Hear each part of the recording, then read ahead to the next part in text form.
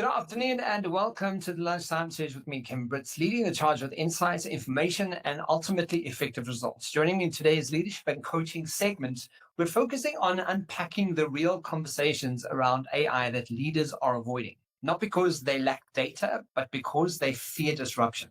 We explore how AI is impacting talent pipelines, automation exposure, and widening the leadership gap using industry insights, provocative metaphors, and hard hitting examples. Today's guest is he runs a Dubai based AI management consultancy that supports chief digital officers with their AI transformation. In 2023, he was recognized as one of the top 0.1% of most active ChatGPT users and is the architect of numerous AI literacy and AI transformation frameworks. Please welcome to the show, Fahed Bazzari. Fahed, am I saying it correctly? Bazzari. Well, thank you so much for the introduction, Kevin. Thank you. Thank you for making some time and spending some time with us today. Fahed, I think obviously this conversation is, I'm eager to have this conversation. I'm one of those individuals who's quite in my personal capacity for what it is I do. I'm really invested in the AI conversation. So tell us, to kick it off, just give us some idea of who you are, what you do, and today's conversation. Well, okay, so my obsession is AI transformation. It's my absolute obsession because, throughout my life, I have always been interested in the human experience. And I've been interested in how the human, what does it mean to achieve your full potential as a human being? And so much of that is connected to our work. And for businesses, it's all part of it because our work life is these days actually the most of our life. And when I started using AI about 8-9 months before ChatGPT was released. And at that time it was very complicated, but we were seeing some interesting use cases come out of it. When ChatGPT was released, I was on a sabbatical. So during that sabbatical, I had the free time needed to explore the whole concept, think about it, read about it. I was also reading a book by, I think his name is Nouriel Roubini, called Mega Threats. And one of the mega threats he listed in his book is AI. So I was having this kind of deep immersion into the world of AI. I was seeing the work that I was doing at the time. I was doing some nonprofit stuff during this sabbatical. And I was just seeing I just did a month of work in 3 days. This is going to revolutionize the world. The world is about to transform massively. And initially, as a human being who cares about the human experience, I was wishing that the genie could be put back into the bottle, because I could see, especially hearing Nouriel Roubini talking about what he was talking about, I could see where this is going to head very clearly. And at that time, my father, he's a lifelong entrepreneur. So I was showing my updates to my father every day. I was with him during the sabbatical. And eventually he got affected and he said, Fahed, you have to help others. Nobody can see what you're seeing. All the things I'm reading in the newspapers, the Financial Times, the Economist, nobody is looking at this the way you are. You have to support others. Now, I've never listened to my father in my life, Kevin, ever, which is such a shame because he's such a brilliant man and the whole world would come to him seeking advice. But I was an idiot. What else can I tell you? And I ended up in a situation where during a transit to Dubai, on the way back to Sri Lanka, because I was based out of Sri Lanka at that time, I just started asking around, what's everybody doing regarding AI? And everybody's saying, we heard about it, but we're not doing anything. And I just thought, this is a disaster. So I said, okay, listen, just round up people. Let's just put something together and I'll do it for free. I don't care because you guys need to start moving. We're in February 2023 at this time. ChatGPT had been out for 3 months and they're not moving. You guys are not 3 months behind. You're 30 months behind, because life in the AI lane moves 10 to 100 times faster.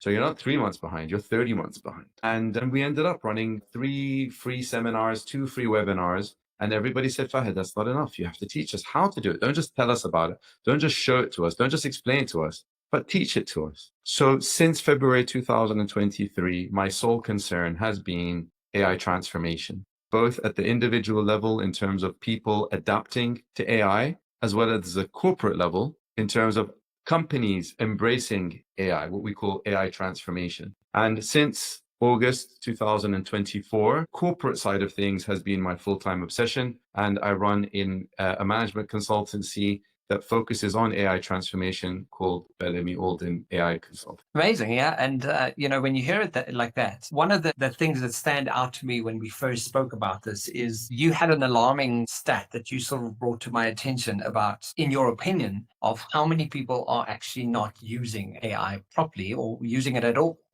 That's the one thing. And the second part of that question is what do you think is some of the most dangerous mistakes companies are making with AI? And what are some of those solutions? Fantastic. So with regards to the first point, which is about the stats. So I do a lot of keynote speaking, and very often part of the keynotes that I give is giving everybody an update of where AI has reached. And I'll very often ask the audience to give a show of hands if they knew this and to keep their hands up if they are using it. And you would be absolutely shocked that the vast majority of AI, of people using AI, is just treating ChatGPT as a Google alternative, and that's it.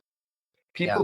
People don't realize that with AI, you can basically get this artificial intelligence. The word I prefer to use, which helps people understand it better, is simulated intelligence. If you can understand that you can use artificial intelligence to simulate scenarios, you can get the AI with all of its senses, its ability to see, its ability to hear, its ability to talk, its ability to reason, both short horizon reasoning and long horizon reasoning. You can get it to replicate human beings. And the critical outlook that we have as human beings, the uniqueness that you have, that I have, of being experts in different fields and bringing them all together to make us unique, and like all of this can be done today, not tomorrow, not even today, 6 months ago. And it just keeps on getting more and more advanced. And one of the keynotes that I deliver is called Mind the Gap. It's the gap between where AI has reached in terms of its capabilities and where we have reached in terms of our ability to use those abilities. And the gap keeps getting bigger and bigger and bigger and bigger because AI is moving so rapidly, but our ability to embrace it and adapt with it and move with it is moving so incredibly slowly. So that's to speak to your first point, which is this idea that the lack of AI literacy and the lack of AI adoption out there in the world. The second point that you're raising is with regards to the mistakes that businesses make. So, I mean, God, where do we start? I mean, I can give you a whole laundry list of that. And I think that the number one mistake that gets made, and this is the most obvious mistake, is to treat AI as a technological challenge that can be delegated to the chief digital officer. That is the fundamental mistake, because there's a framework called SAMR, SAMR, which was established in the educational industry, but it can be used anywhere. That basically says that, look, when a salesperson comes to you selling a new technology, use this framework to evaluate this technology so that you know how much attention you should pay to it. So S stands for substitution, A stands for augmentation, M stands for modification, and R, I can't remember, but let's just use the word revolution. And the idea is that, okay, somebody comes to sell you a laptop, and now this laptop is, let's say, for example, 16 inches versus 15 inches.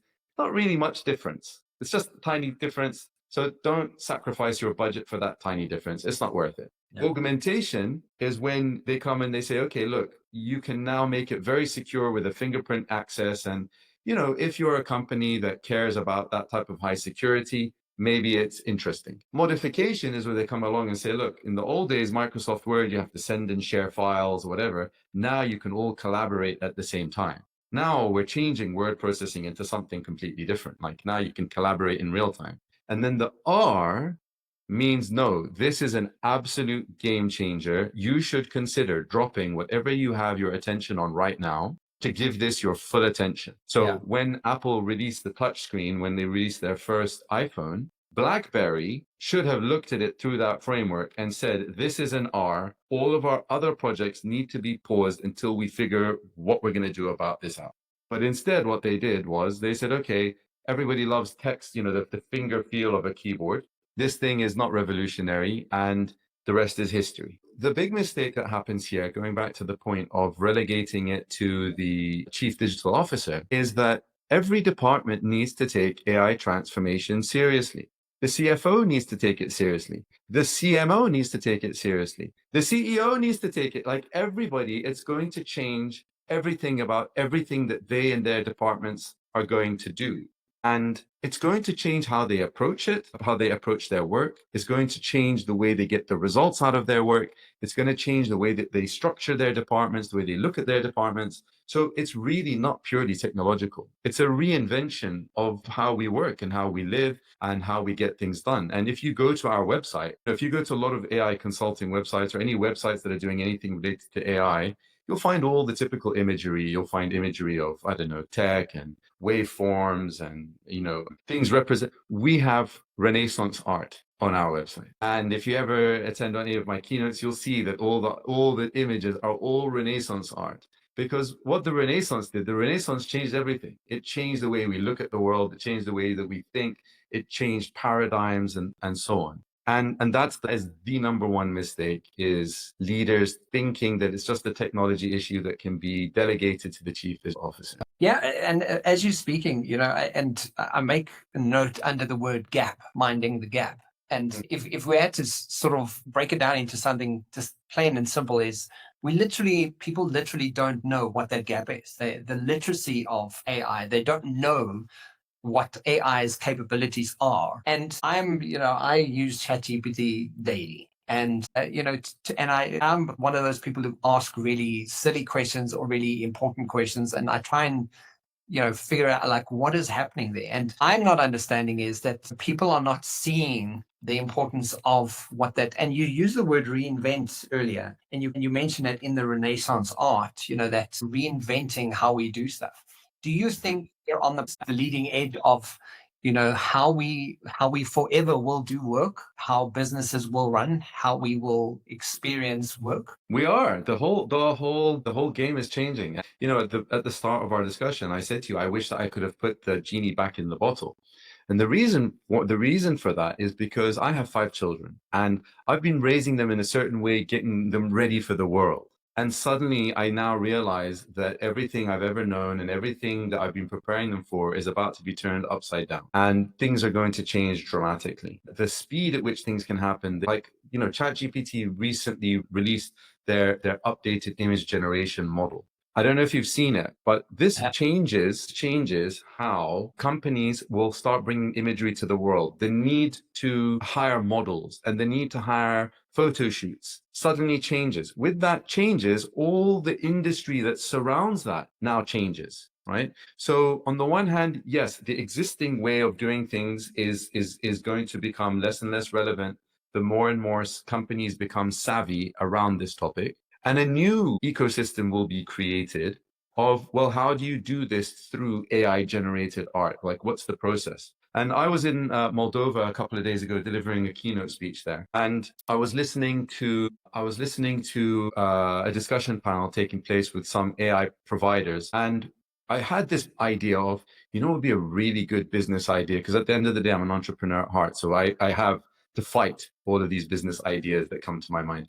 But a business idea came to my mind, which is, using AI you're selling to clothing retailers and they're using AI. You just upload a photo of yourself and then you can see what all the clothes look like, that you're on a page looking at a pair of jeans. What will that pair of jeans look like on me? Yeah. I got back from Moldova and I saw in, I think it must have been Product Hunt or some email, saying such and such. Oh no, it was somebody's post on LinkedIn saying such and such, such and such, such and such company. They've just raised 50 million, blah, blah, blah, blah, blah, blah. So I was like, okay, who is this company? Let me go and check them out. And what are they doing? Exactly the business idea that I was having in Moldova. So what's happening now is there's a new world popping up of how to put clothing on models, how to even take it further, a new possibility, which is forget about the traditional model will just show you the first picture. And that's generated by AI. Now you can see what it looks like on you. So there's a new ecosystem that's being built, and there's an old ecosystem that is being dismantled. Take that same concept and map it to every aspect of our work. And I could share more things, like, for example, some of the projects that we have in the pipeline really revolutionize the way things that have always been done in a certain way. And it's dismantling those. It's taking the best of it, the intelligence that we accrued. It's as though the last 100 years was just a research project in order to figure out how to do things. Yes. And now we're taking all the outcomes of our research and putting them into this new system that will do them at a fraction of the time and a fraction of the cost. And just infinitely more productively. And I think that's, one of the questions everyone has is, you say the industry changes that are there, and that is there. I think using can inform and assist with that thinking process as well, because as much as there's an industry change or a disruption of a segment of industry, part of that is how do we use the AI to support the change, and what does that mean for what I do, how I do what I do, and I think people are not even connecting that dot, because it's, yes, there's obvious, someone had was sharing something probably on TikTok or something, where they said, there will be 83 million jobs that change in the next, I think in the next year. But in that next year, there will be something like 95 million jobs created, right, around, just because of the AI factor. So, like, part of that immediate question is, how do we narrow that knowledge gap? Because essentially, you don't know what you don't know until you know, right? So it's a case of going, what is the obvious go-to to shorten the gap, or take away the gap? Well, I mean, look, in the world, there are basically two categories of people. There are those that work for themselves and those that work for others. Yeah. Those that work for themselves absolutely should not be waiting for anything more. They should be going out into the world, looking for all the resources they can find in order to upskill themselves. And, many people, they come and they ask me, Fahed, where can I learn? I understand that you're involved in B2B stuff, so that you can't really help me. So what do you recommend me to do? And my advice is to listen. I say, listen, there's a lot of websites out there, learning websites like Coursera and Skillshare and stuff like that have monthly subscriptions, right? So you pay $20 a month, something like that. And then you have access to all of their AI lessons. So I tell them, listen, go and find one of those and subscribe to it, and allocate some learning time on a daily basis. Say, I'm going to commit 1 hour per day to learn about AI. Okay. And just go and start one of the courses and keep watching it until you get bored, or for whatever reason, you decide that you don't like it. So it might be that the person doing the course is just all about like low work ethic. He's just trying to hack the system. He's just trying to like become a millionaire using AI. And you're just like, I don't want to hear this. I want people that meet me at my level in terms of work ethic. I want people that are going to, or courses that are going to multiply what I've already built up over the years, rather than divide it, right? By bringing me down to this low level. And as long as you're getting value from that course, keep consuming it. And as soon as you stop getting value from it, then move on to the next course. That's my basic recommendation, is because it's such a cheap approach. It doesn't cost much, $20 a month, whatever it is. And more recently, ChatGPT have released their own academy, what they call academy. Claude have also released their own kind of academy. So really, for those people, it comes down to allocating time more than anything else. And what they would say to me in response is, Fahed, I don't have the time. I'm already being pulled in all directions. I don't have an hour a day to give. And to that, I would respond with a story, a very short story, and I'll keep it short for you, of a chap that attended one of my workshops last year. And in his testimonial post-workshop, he said, I was terrified entering into this workshop because I had a deadline to meet and I still hadn't finished the work for that deadline. Miraculously, I was able to finish it inside the workshop using AI. Yeah. So people need to understand there's a difference between like on the job training and off the job training. AI, because you're going to use it to change the way that you work as you're working, it's a bit like on the job training. That hour that you take out of it is an hour that you will use to multiply the productivity of the work that you took time away from. You see what I mean? So that's what I would say to the individuals, those who work for themselves. Those who work for others, unfortunately, we have all developed an attitude, people who are in employment, which is as follows. They pay my salary. They decide what my performance is measured against. If they don't require me to learn AI, I don't need to learn AI. But the problem is, them not asking you to learn AI is not because they don't want you to learn AI. It's because they themselves are a bit lost on the topic as well. Yeah. And when they do finally wake up and realize that they do need to raise the level of AI literacy throughout the company, they then face budget challenges. So in actual fact, if your company is not doing anything to raise your level of AI literacy, you have to take it into your own hands. And the minimum level, if we think about the different things that you can do as an individual, one of them is to ask your employer for AI literacy training. We say, look, boss, we see that we're all heading in that direction, starting to feel a bit incompetent. We're seeing that our friends and other companies are doing the same work as us at much faster speeds. Please, can we invest in some type of AI literacy training so that we can start getting the gains that they're getting? When employers see that this type of demand is taking place from the grassroots within the company, it starts to create this kind of pressure that, look, AI is not just about what they're talking about in TikTok or in Instagram. No, this is actually happening inside of the company.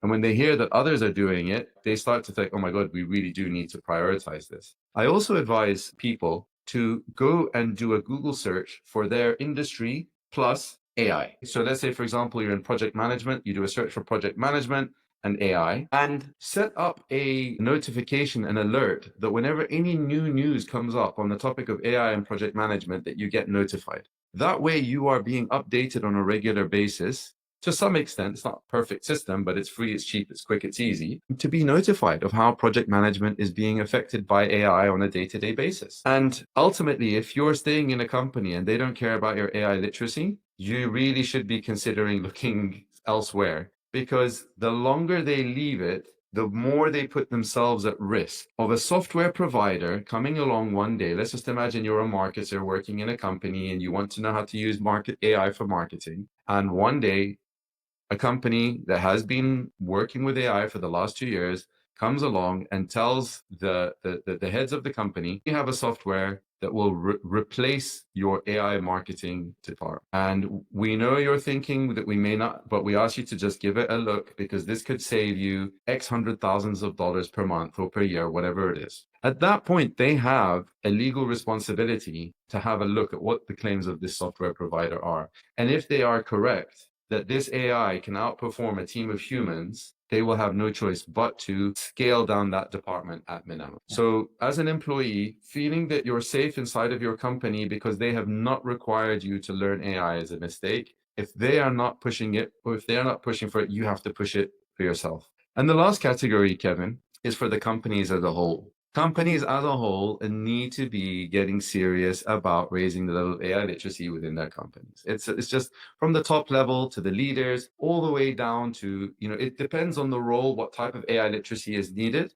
but they do need to do that type of assessment where they say, okay, here we have a role before AI. How much of this role can be done using AI today? And how much of it are we expecting will be able to be done by AI tomorrow? We need to train our existing staff into being able to use AI that way, because our existing staff understand our business inside out. And really, the magical holy grail is merging our internal intelligence with the power of artificial intelligence, because those software providers or anybody else don't have that internal intelligence that's needed. And I love that. I mean, and thank you for breaking it down. I think as you're speaking through this, I think I made a note here, lazy versus efficient. Part of when people start catching on that my team can get things done that would usually take them a month, they can get it done in 3 days. Does that also mean that the expectations of corporates could be having on their teams who start using AI,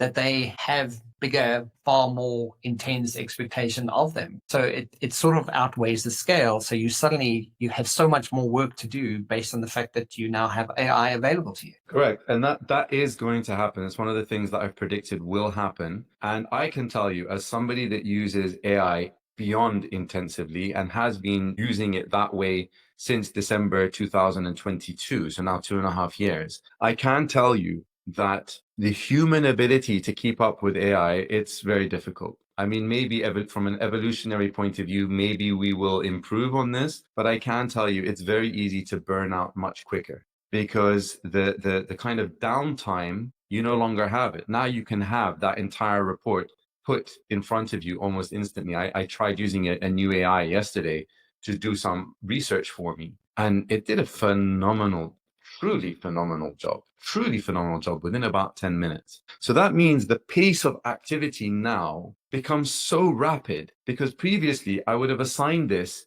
to somebody else and it would have taken them a couple of weeks to do it. and I could have put my attention on something else. But now, boom, within 10 minutes, I have the entire report brought back to me.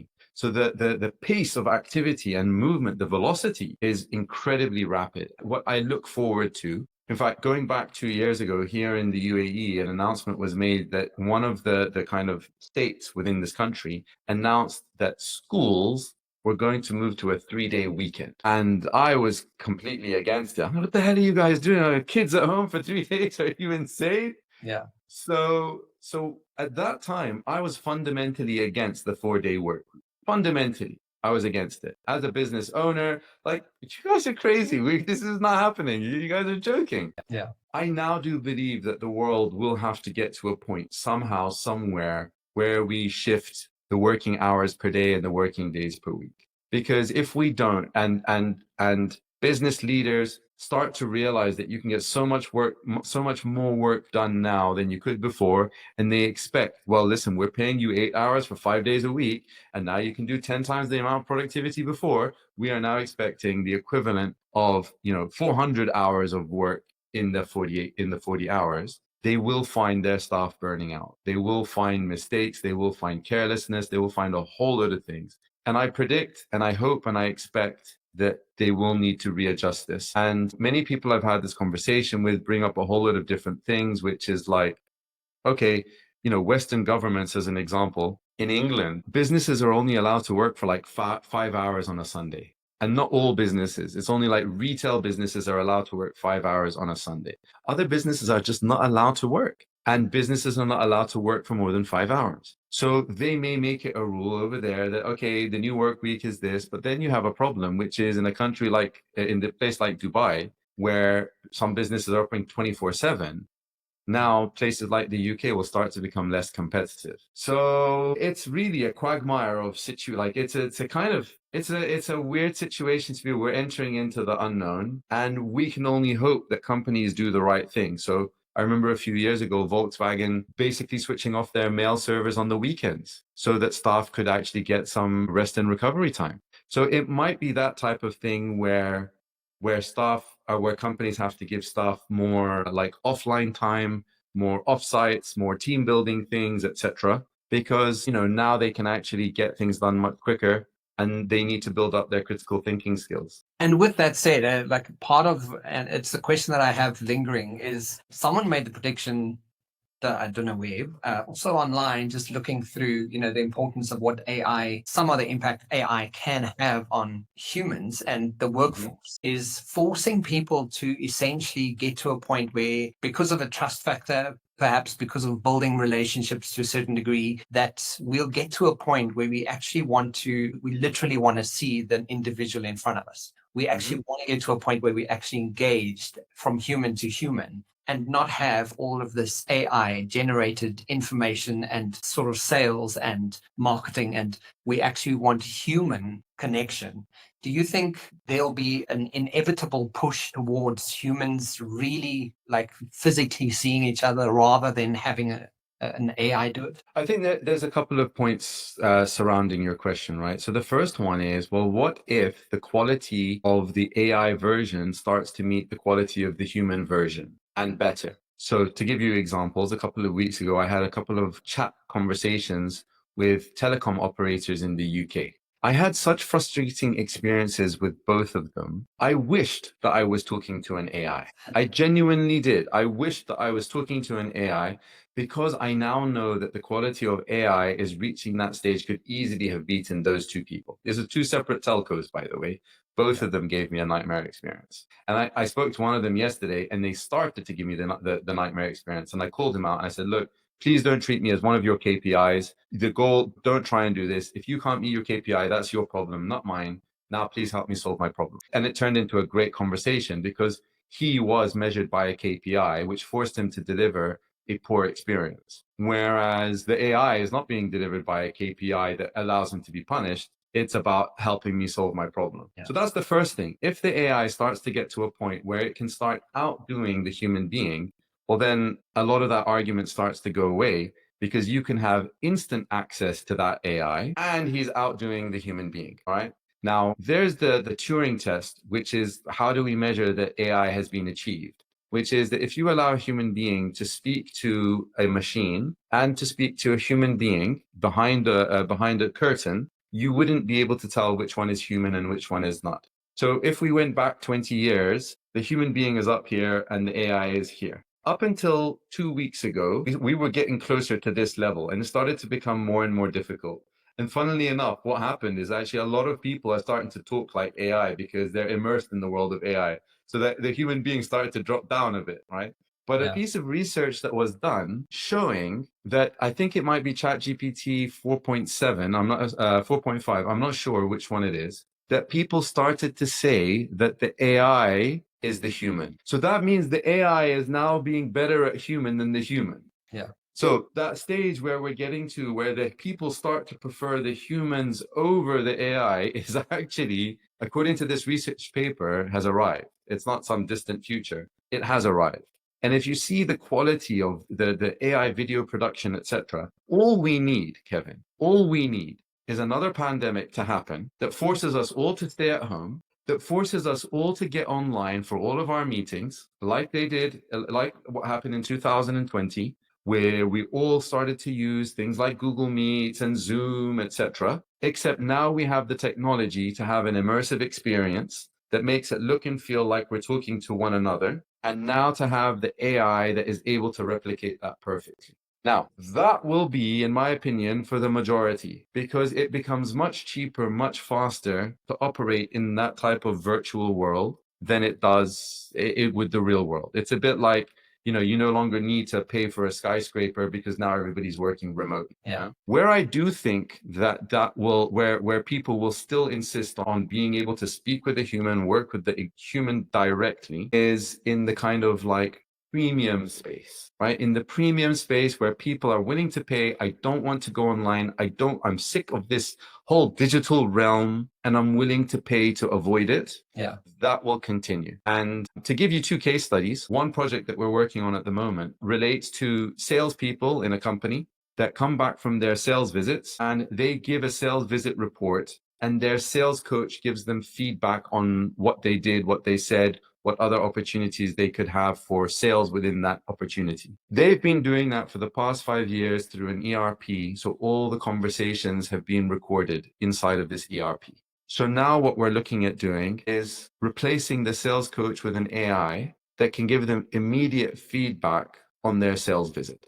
And that feedback is based on 5 years of data across 30 salespeople. And in the first phase, the sales coach will be reviewing the feedback to make sure that it's all good and on point, hasn't missed anything, or if it inferred something incorrectly. Once we get that feedback, we'll be able to replicate it perfectly. Now the pressure on the sales coach goes down, and the speed of feedback for the salespeople goes up. And so in that scenario, it's like, no, they want to take it away, because both parties benefit. The second case study, or the second example, is that of my daughter, 16-year-old girl, phenomenal artist. She's super talented. And we've made the decision for her to stay away from AI, because we are predicting that 10, 20 years from now, the number of artists in the world will be very few. They will be, it will just be AI art. And there will be a niche at that time for talented human AI artists, human artists, that the owners of the art can boast that this is handmade art. Yeah. You know what I mean? So there will be a place for both. And I suspect that the majority will be leaning towards the AI side. And I mean, it's phenomenal that you're predicting that, because I do believe that that's probably the case. And I mean, it leads us, because this conversation, I can see we could have a lot of conversation around this. But the last question specifically around the next generations, what does it mean for the next generation? And I think you using your daughter's example, that's one of them. From your opinion, and from what you're seeing, what does it mean for the next generations? That's a big question, Kevin. It's a big question. It's a really big question. A really big question. The AI researchers are pushing the world away from capitalism and towards a type of utopia where intelligence has been democratized, and a new world in which the cost of everything has been pushed down as a result. And this idea that the mundanity or the mundanity of life is now outsourced to machines. And therefore, we have the freedom to pursue our interests and hobbies and spiritualistic objectives, etc. And I appreciate that vision from the point of view of those people around the world who are really struggling. I mean, I visited South Africa many years ago, and you can see it in South Africa where you go to the townships and you go to different places around the world where AI is going to be absolutely phenomenal in terms of the progress that it can make in helping people to establish like a base level of health and a base level of so many different things. But the journey to reach there is going to be very disruptive. It's going to be very disruptive because we're basically shifting from one model to another. And those who are existing in the current model will face tremendous amounts of disruption. And just like those of us who are in the workforce today that are not willing to adapt will be pushed to the side, those that don't develop the skills needed for the new era will also not get a place at the table. And those skills involve things like adaptability, critical thinking, the ability to learn new topics, you know, that type of autodidactic approach to life where you set your mind on learning something and you learn it, the ability to learn. And a lot of students at the moment, a lot of young people at the moment are not building that. So every student out there that is using AI to do their work for them is really putting themselves at risk, because university, A-levels, GCSEs, this period of life for young people is the period in which you learn how to learn. Nobody really cares what grades you got when you were 16 or 18 or 19. And many people won't even care what you learned at university. But what does matter is your ability to learn so that in the future, as the world starts to change, you can learn and adapt to that future. You know what I mean? And I would dare to say that there will be a case that it's only going to be a small percentage of the future generation that can pull this off. So they will be, let's just call it the 10%. They will be the 10% that are doing the work, working within these new frameworks. And the 90% will be that let's live abundance, let's follow our desires, let's do whatever we want. And the fear is that a lot of what we've experienced as human beings, which is connected to work and struggle, once that gets taken away from us, well, what do we have left? For young people, there's a danger that the answer to that question is TikTok, Instagram, and the future version of TikTok, which will be far more immersive and infinite, you know? So what does it mean for them?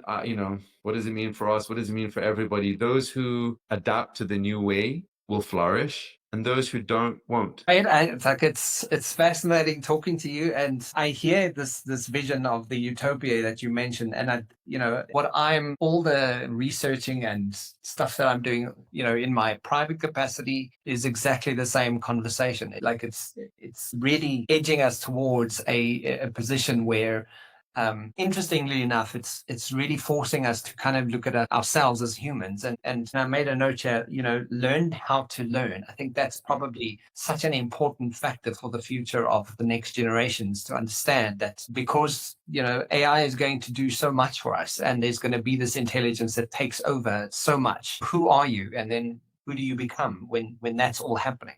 And that conversation is a big lingering one, I think. You'll be happy to know at the moment I'm involved in a research project with two other academic researchers where we are articulating studying literacy and academic literacy and the role that AI can play in supporting your academic literacy. So this thing called learning to learn and how you can use AI to help you learn. And that's something I'm very excited about, because I myself was not a very good learner when I was young. And if I had been told that I needed to learn how to learn, I probably would have stuck my head in the sand. Yeah. So we need more universities, more schools teaching students about how to learn, rather than using the academic system to filter out those who can and those who can't. So, a fascinating conversation. Like I said, we need more time. So I think you're going to have to come back and give more insight and information. Hey, so if we want to get a hold of you, because I'm sure there's people listening kind of going, we need to pick your brain. So where do we go just to get a hold of you? The best way I always recommend is just to connect with me on LinkedIn. I'm the only Fahed Bazzari in the world, so I'm easily found. Fantastic. Fahed Bazzari 2023 was he was recognized as one of the top 0.1% of the most ChatGPT users and is the architect of numerous AI literacy and A transformation frameworks. Fahed, thank you so much for spending some time with me, and please come back. Yeah, it was a fascinating conversation. I think we've got so much more to cover. Thank you so much for having me, Kevin.